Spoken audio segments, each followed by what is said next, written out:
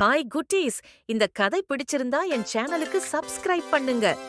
மேரி என்பது ஒரு நற்குணம் வாய்ந்த சிறுமி. அவள் ஒரு ஊரிலுள்ள பள்ளியில் படித்து வருகிறாள். அவள் தினமும் பள்ளிக்குச் சென்று கற்றல் ஆசையில் ஈடுபடுவாள்.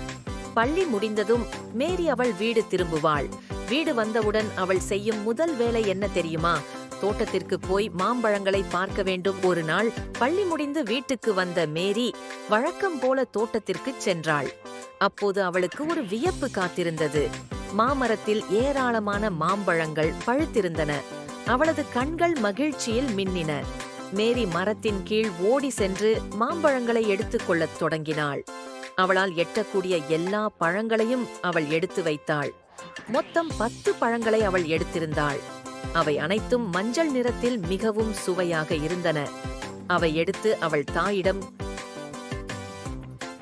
மேரி, நீ நல்ல வேலை செய்தாயடி என்று கூறினார். பிறகு தாயார் அந்த மாம்பழங்களை நன்கு கழுவினார். வெட்டிய பிறகு அவை மேசையில் ஒரு தட்டில் வைக்கப்பட்டன. மேரி அந்த மாம்பழங்களை மகிழ்ச்சியுடன் சாப்பிட்டாள். அவளுக்கு அது மிகவும் ருசியாக இருந்தது. தாயும் ஒரு துண்டு சாப்பிட்டு பார்த்தார். மேரி தன் நண்பர்களுக்கும் அந்த மாம்பழ துண்டுகளை தந்தாள். நண்பர்களும் மகிழ்ச்சியாக சாப்பிட்டனர். எல்லோரும் சேர்ந்து அந்த நாளை இனிப்பாக கொண்டாடினர். அந்த நாள் மேரிக்கும் அவளது தோழிகளுக்கும் மறக்க முடியாத நாளாக அமைந்தது.